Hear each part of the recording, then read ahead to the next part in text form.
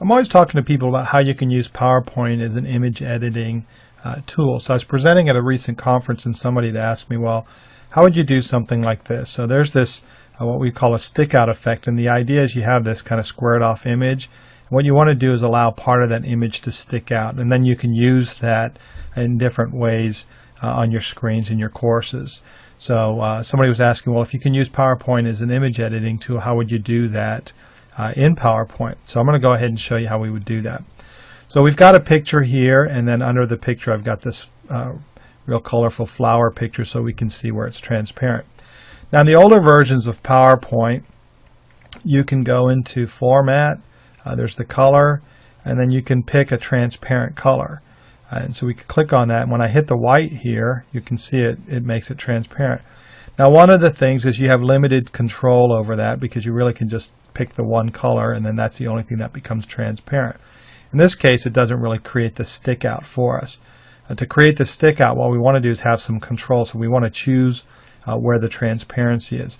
What we're going to do though is we're going to use that transparent color feature to create that stick out. So I'm going to go ahead backwards, and the way we're going to do that is we're going to create a shape that sits on top of here, and then we'll copy and save that as an image, and then we'll make that transparent, and then you'll get the stick out. So let's go ahead and do that. So we're going to go to Insert Shape, and I'm going to use the Freeform tool because that lets me do straight lines and hand drawing.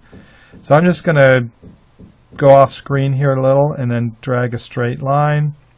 Now this isn't going to be perfect. Then when I click and hold the mouse, I can draw around the dog. And again, like I said, this isn't going to be perfect, so we're going to do that here. Let's do this real quick, as you can see. Then I can do a straight line again. I'm going to come up here over the slide, so I've got a large area. And then now what I want to do is fill this. So I'm going to fill this with kind of a magenta, or not a magenta, this lime green color. And you want to choose a color that's not going to be inside your image because we're going to do a color pick and remove that. So that's why they use these type of colors for the chroma keying in movies. So we'll fill it with that. We're going to get rid of the outline shape.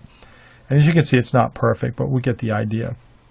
Now what I want to do is I want to actually group the shape and the image. So I'm going to select those both and hit Control X. That's going to copy them or cut them and put them on the clipboard. And now I can do a paste special. If I do paste special, that allows me to paste it in as an image. In the PowerPoint 2010, I can just paste it as an image. So use paste special, paste it as an image. And now at this point, this is just a picture, and I'm going to do that transparency pick. So we're going to go to Format here, Color, do Set Transparent Color, and select green, and now you can see I've got that cutout look. And that's just a simple way to do that. It's actually, and it works well. You just have to spend a little bit more time on the cleaning up here. The other thing then what you can do is just right click and save that as a picture. In this case I'll do that, and I've got it saved already, so we'll call it dog again. And then you want to save it as a PNG because that's going to preserve the transparent background. We hit save, and now we've got that as a dog picture. Let's go ahead and delete this dog picture, and we'll insert the one we just saved, and that's in here, and there's our dog picture. As you can see now, I've got that look. So that's how you would do that in the older versions of PowerPoint.